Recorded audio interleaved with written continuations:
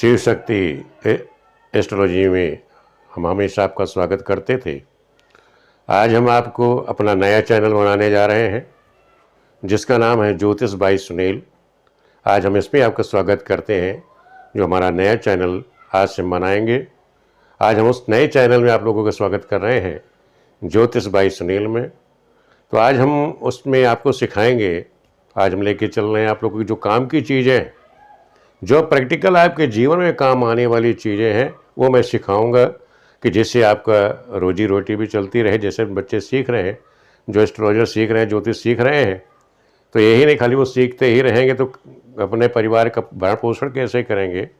तो उन बच्चों को ध्यान में रख करके मैंने चैनल शुरू किया है कि मैं ऐसी चीज़ सिखाएं लोगों को कि जो उनके प्रैक्टिकली काम आती है। रोज़ दैनिक काम अपना ज्योतिष भी सीखते रहें। ज्योतिष में सिखा ही रहा हूँ। जो हमारा है ये एस्ट्रोलॉजी चैनल, उसमें हम सिखाते ही हैं और शिव शक्ति एस्ट्रोलॉजी में सिखाते हैं ज्योतिष की चीज़ें। लेकिन ऐसी जो प्रैक्टिकल चीज़ें हैं, जैसे मुहूर्त निकालना है, विवाह निकालना है, ज्योतिष गणना है, कुंडली बनाना है, इस तरह की जो चीज़ें हैं जो आपको दैनिक प्रैक्टिकल में आने वाली चीज़ें हैं, अब वो चीज़ें हम आपको सिखाएंगे इस चैनल में। कि आप लोग इस चैनल से जुड़िए। अपने मित्रों को जोड़ने की गुरुजी जो है नया चैनल उन्होंने बना लिया है कि ज्योतिष बाई सुनील नाम से, उसे आप लोग लाइक करें, सब्सक्राइब करें। और आज हम उसी पे आपको सिखाएंगे आज पहली चीज़ कि जैसे विवाह का समय चल रहा है। अब आपके पास लोग यजमान आते हैं कि गुरुजी हमारे बच्चे का ये नाम है, कन्या का ये नाम है, इनकी विवाह की तारीख निकालिए। अब आप लोगों को बहुत से लोग हैं क्या करते हैं, पंचांग उठा लिया।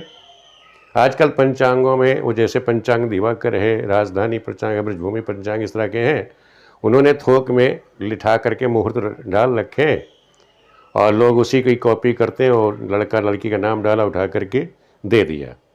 अब उनको ये पता नहीं कि हमें मुहूर्त चेक करें कि जो तारीख उन्होंने हमें दे रखी है वो सही है नहीं है, उनकी गणनाएँ सही है कि नहीं है, वो चेक भी नहीं करना जानते। तो आप लोगों को पहले पता होना चाहिए कि जो मुहूर्त उन्होंने थोक में डाल दिए हैं पंचांगकर्ताओं ने, क्या वो डेटें सही भी हैं।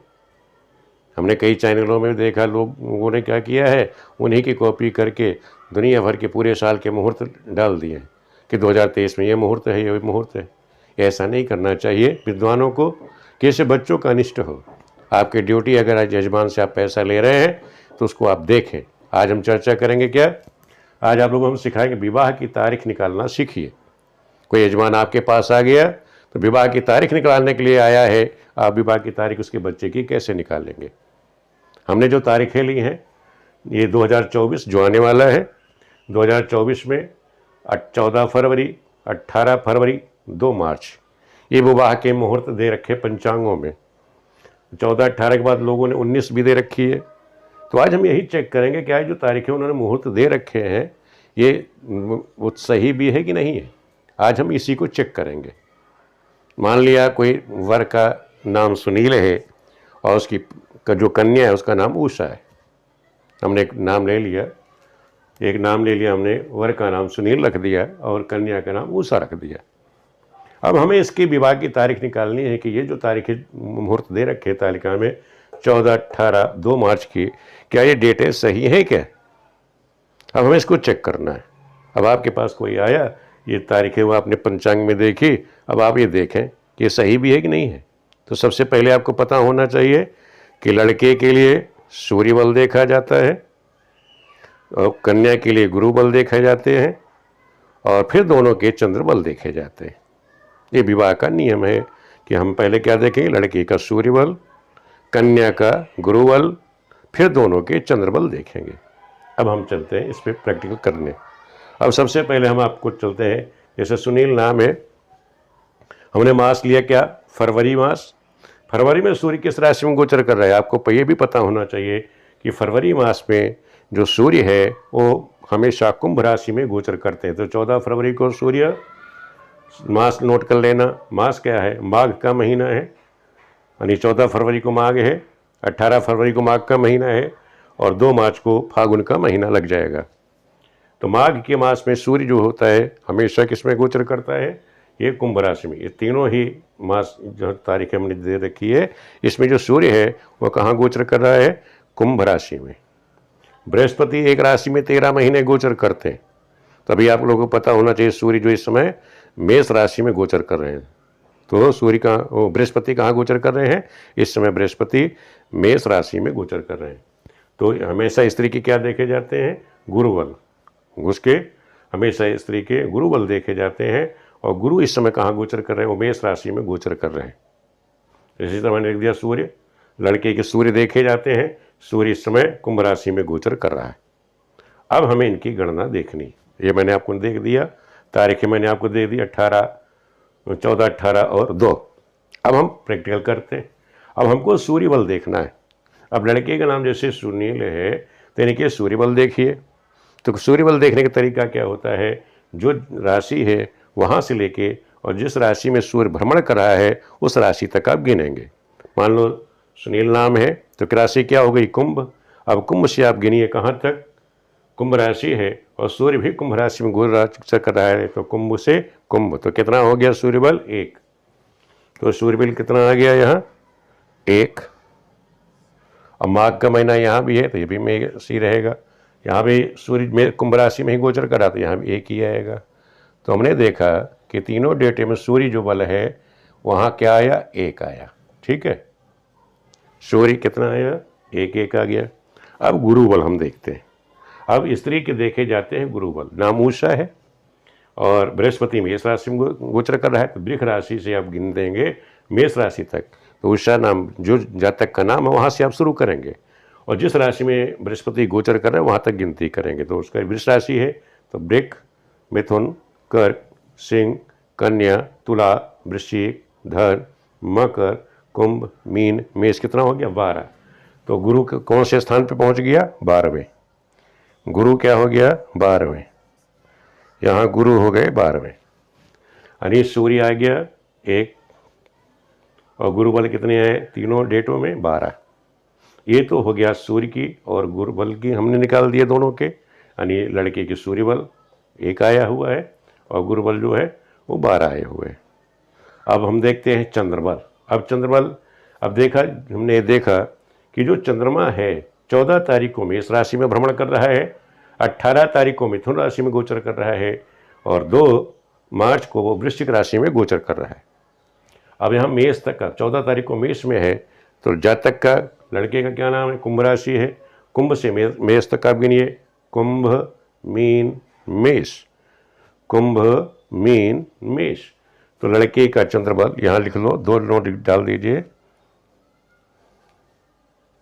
कि चंद्रबल दोनों के देखे जाते हैं। तो यहाँ कर लीजिए पूर्व वर और यहाँ कर दीजिए कन्या।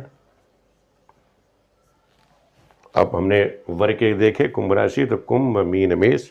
तो वर के चंद्रबल कितना आ गया? 3। इनकी वृष राशि है, वृष से मेष तक गिनोगे तो वृक, मिथुन, कर्क, सिंह, कन्या, तुला, वृश्चिक, धन, मकर, कुंभ, मीन, मेष। 12वें। तो कन्या के क्या हो गया? 12वें चंद्रमा आ गया। अब 18 तारीख को देखते हैं। अब 18 में कुंभ क्या है? चंद्रमा मिथुन राशि में गोचर कर रहा है तो उनकी लड़के वर की क्या राशि है? वर की राशि है कुंभ। तो कुंभ से मिथुन तक गिनिए।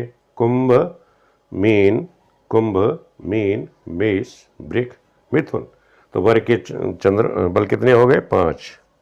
कितना आ गया? 5। और कन्या का नाम है उषा, तो उषा से लेके मिथुन तक गिनिए। वृष राशि है तो वृक्ष से मिथुन तक गिनोगे, कितना हो गया? तो वृक, मिथुन 2 हो गए। तो कितना आ गया? 2 आ गया। अब 2 मार्च को वृश्चिक राशि में गोचर कर रहा है चंद्रमा। तो लड़के की राशि क्या है? आपकी कुंभ राशि है तो कुंभ से गिनिए। कुंभ, मीन, मेष, वृक, मिथुन, कर्क, सिंह, कन्या, तुला, वृश्चिक। तो कितने हो गए? 10। तो आपका चंद्रबल कितना हो गया? 10। अब वृष राशि की कन्या, वृष राशि से लेकर वृश्चिक तक गिनिए तो वृक, मिथुन, कर्क, सिंह, कन्या, तुला, वृश्चिक। कितने हो गए? 7। तो ये 7 आ गया। अब हमने देखा कि इस तारीख में सबके सूर्यबल, गुरुबल, चंद्रबल हमने नोट कर लिए। अब आप ये ध्यान आपको नोट कर लीजिए कि अगर किसी का वर हो या कन्या हो वर हो या कन्या हो, हमने सबके बल निकाल लिए, वर या कन्या हो, उसके सूर्य बल, चंद्र बल, सूर्य बल, गुरु बल और चंद्र बल अगर 4, 8, 12 है, सूर्य, ये नोट कर लीजिए, सूर्य, चंद्र और गुरु,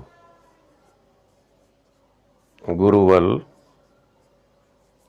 ये गुरु बल अगर 4, 8, 12 है तो ये त्याज्य है।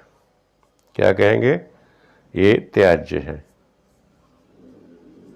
ये त्याज्य है।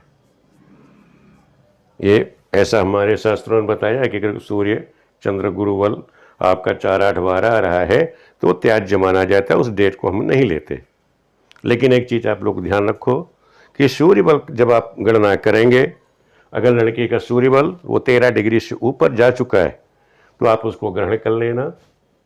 मैं बता दे रहा हूँ, ये चीज़ आपको कोई नहीं बताएगा।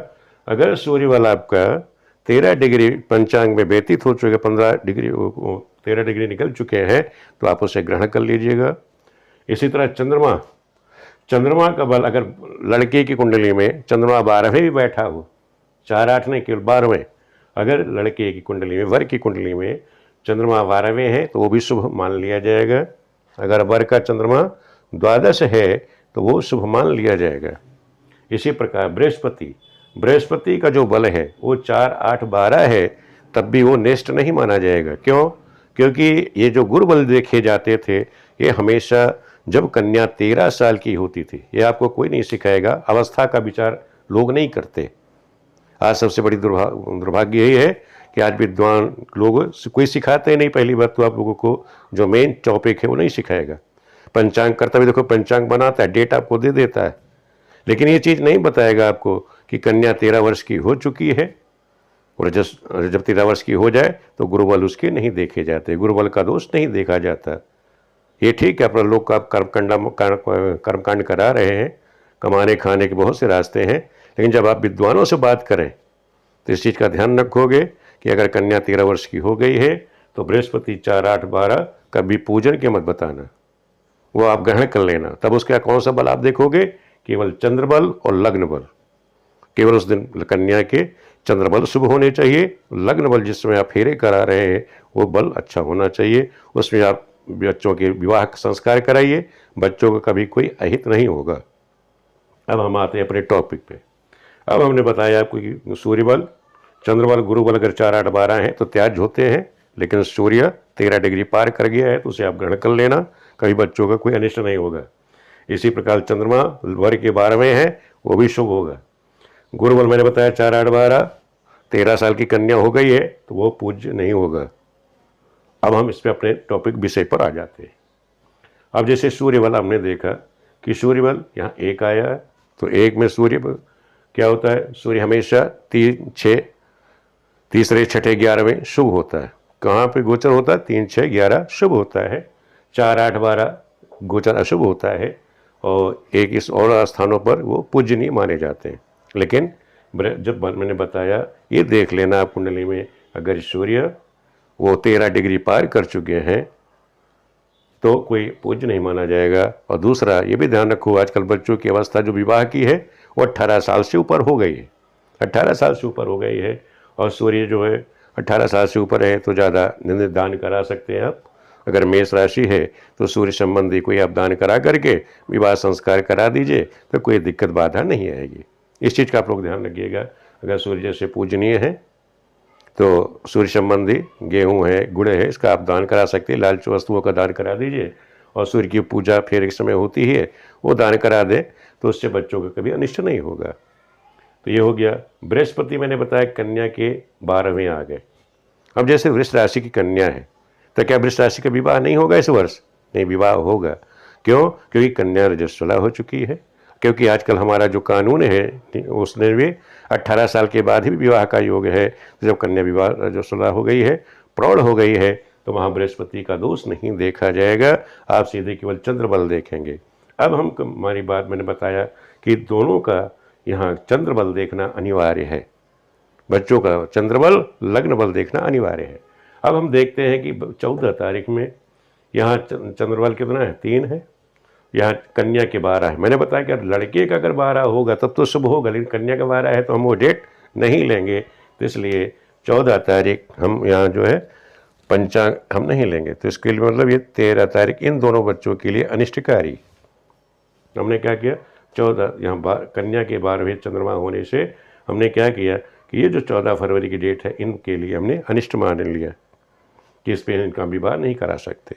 दूसरे में देखिए यहाँ चंद्रबल कितना है, 5 है, यहाँ 2 है, शुभ है, यहाँ एक डेट हमारी शुभ है इन दोनों बच्चों के लिए, इनके लिए 18 तारीख शुभ है। इसी तरह 2 मार्च यहाँ 10 है, चंद्रमा 10वें गोचर कर रहा है, 7वें है, 4 8 12 नहीं है, 4 8 12 नहीं होना चाहिए, चंद्रमा ध्यान रखोगे, और किसी भी स्थान पर गोचर कर रहा है वो शुभ माना जाएगा। तो चंद्रमा ये भी शुभ है। तो कहने मतलब ये हो गया कि जैसे पंचांगों में हमने देखा कि पंचांगों में डेट उन्होंने 14 भी दे रखी है, 18 भी दे रखी है, 2 तारीख भी दे रखी है कि आप 18 में विवाह करा दीजिए इन बच्चों का कुंभ राशि पे। कुंभ राशि में अच्छे पंचांग करता है। अभी हम आपको दिखा दें, आप लोग देखना चाहें तो उन्होंने थोक में मुहूर्त दिए हुए, आप लोग प्रैक्टिकल दिखा देता हूँ मैं आप लोगों को कि कैसे लोग गड़बड़ करते हैं।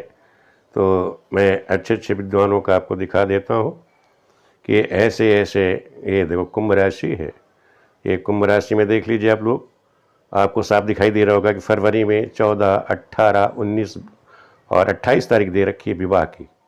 अब सोचो इतने बड़े बड़े पंचांग करता है, कुंभ राशि का वर है और उसको उन्होंने 14 तारीख का दे रखा, जबकि 14 तारीख को आपने देखा कि मेष जो है वर के लिए तो ठीक है, अगर वृष राशि की कन्या हो जाए तो हम क्या होगा, वृष राशि की कन्या के बृहस्पति 12वें हैं और उन्होंने 14 फरवरी में, देखो मैंने बताया था आपको, यहाँ डेट उन्होंने डाल रखी है 14, ये देखो 14 फरवरी, ये कन्या की लड़की हो गई। अब आप लोग आराम से देख लीजिए, ये लिखा हुआ फरवरी में 1, 4, 14, 17, 18, 19 इन पंचांगकर्ताओं ने दे रखी है। अब ये सोच लो कि कितनी बड़ी ये लोग गलती करते हैं कि आप लोगों को दे देते हैं थोक में कि इस तरह से आप लोग देखिए, और आप लोग भी क्या करते हैं कि इन लोगों के कहने में आ जाते हैं। पंचांगकर्ताओं ने जो दिया वो सब सही ही नहीं होती, सारी डेटें सही नहीं होती। ये आपकी ड्यूटी, आपका यजमान आपके पास आया है तो उसकी डेटें आप देखें, उसका निरीक्षण कर लें कि ये डेटें देने लायक है कि नहीं। जैसे आपके यजमान का कल्याण हो, उस पर पूरा भरोसा करके आप डेट नहीं देंगे। इसलिए आपको प्रैक्टिकल दिखा दिया कि पंचांगकर्ताओं ने देखो 14 तारीख दे रखी है, कन्या के नाम से 14 तारीख शुभ दे रखी है कि ये आप करा दीजिए, हो जाएगा। ऐसा नहीं होता। तो आज हमने क्या देखा, हमने प्रैक्टिकल में ये देखा कि जैसे हमने दोनों को उदाहरण लिया, 3 डेटें हमने वहाँ उदाहरण के लिए थी विवाह मुहूर्त में, उसमें से मान लिया ये वर कन्या है, मान लो ये वर कन्या, ये वर कन्या जो है मान लो एक सुनील और ये उषा है। अब इनका हमें विवाह करना है तो हम आपने डेट कौन सी निकाली, तो हमारी डेट आ गई यहाँ पर 18 और 2 फरवरी में, फरवरी 18 और मार्च में 2 मार्च का विवाह दोनों के नाम से शुभ है, दोनों के नाम से शुभ है। आप इस तरह से लिख करके अपने यजमान को दे सकते हैं। कहीं किसी कुंडली आपके सामने आ गई, इस तरह से नाम आ गया, आपने चेक कर लिया, अब आपके पास सामने जो शुभ डेटें आई वो आपने लिख करके वर कन्या का नाम डाल दिया, सुनील उषा उसका जो नाम है वो नाम डाल दीजिए, और जो डेटें आपने शुभ बताई वो शुभ डेटें डाल दीजिए। इन दोनों के नाम से विवाह शुभ है। ये सब करेंगे तो कभी जीवन में उन बच्चों को कोई दिक्कत भविष्य में नहीं आएगी, कोई परेशानी नहीं आएगी। तो इसलिए हमें ध्यान रखना है कि हम कोई भी कार्य करते हैं, कोई मुहूर्त निकालें, कुछ भी करें, उसे सावधानी पूर्वक निकालें, जल्दबाजी ना करें। क्योंकि जिससे ज़बान को कोई अहित ना हो। पंचांग हम बार बार कहते हैं, पंचांगों में जो डेटें दे रखी हैं वो थोक में मुहूर्त होते हैं, उन पर आप भरोसा ना करें। अपने आप खुद निकालना, डेट निकालना सीखिए। आप लोगों को वीडियो कैसी लगी ज़रूर बताना। नए चैनल में आप लोगों का पुनः स्वागत है। आज ये पहली वीडियो हम डाल रहे हैं। चैनल का नाम है ज्योतिष भाई सुनील। इससे आप लोग जुड़िए। और मैं बता रहा हूँ कि इसमें जो हम चीज़ सिखाएंगे आप लोगों को, ऐसी चीज़ें हम सिखाएंगे आपको कि जिससे आपका प्रैक्टिकल है, प्रैक्टिकल चीज़ें सिखाएंगे, उदाहरण के द्वारा आपको सिखाएंगे कि जिससे आपके समझ में आ जाए। कहीं किसी प्रकार की कोई शंका नहीं है। कोई शंका है आप कमेंट करके मुझसे पूछ भी सकते हैं, 1 बार 10 बार पूछना, हम बता देंगे। चाहे व्हाट्सएप पे पूछना, चाहे वहीं पे कमेंट करके पूछ लेना, कोई दिक्कत नहीं। जो अपना वीडियो देखने के लिए आप सभी मित्रों का बहुत बहुत धन्यवाद।